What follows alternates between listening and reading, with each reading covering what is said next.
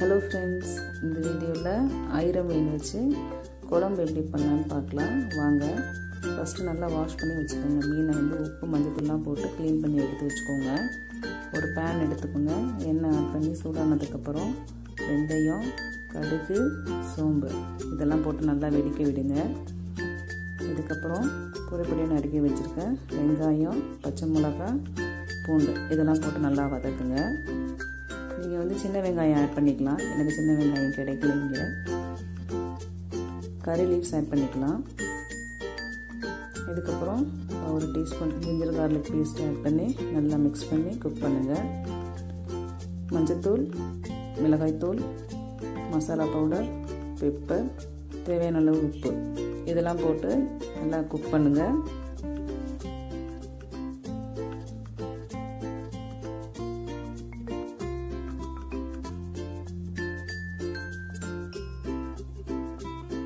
ரெண்டு டீஸ்பூன் தக்காளி paste add பண்ணி அதையும் நல்லா மிக்ஸ் பண்ணுங்கள். தக்காளி அதிகமாக ஆட் பண்ண தேவையில்லை, ஏன்னா நம்ம மீன் குழம்புக்கு புளி ஊற்ற போகிறோம்.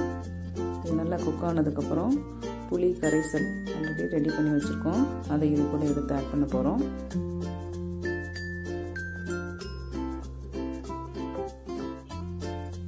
ஸோ இந்த புளியை ஆட் பண்ணி அதை ஒரு 10 minutes குக் பண்ணுங்கள்.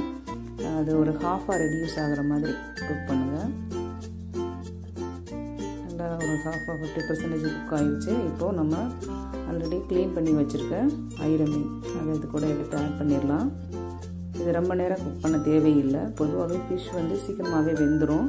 ஒரு 5 minutes குக் பண்ணால் போதும். ஜஸ்ட்டு ஒரு கொதி வந்த உடனே நம்ம இதை ஆஃப் பண்ணிடலாம்.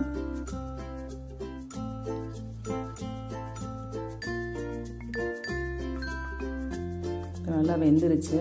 ரொம்ப நேரம் வச்சா மீன் உடஞ்சிரும். இப்போ ஃப்ளேம் ஆஃப் பண்ணிடலாம். ஸோ ஃபிஷ் கறி ரெடி. இந்த வீடியோவை செஞ்சு பார்த்து கமெண்ட்ஸ் போடுங்க. தேங்க்யூ ஃபார் வாட்சிங். Subscribe my channel RJ Universe.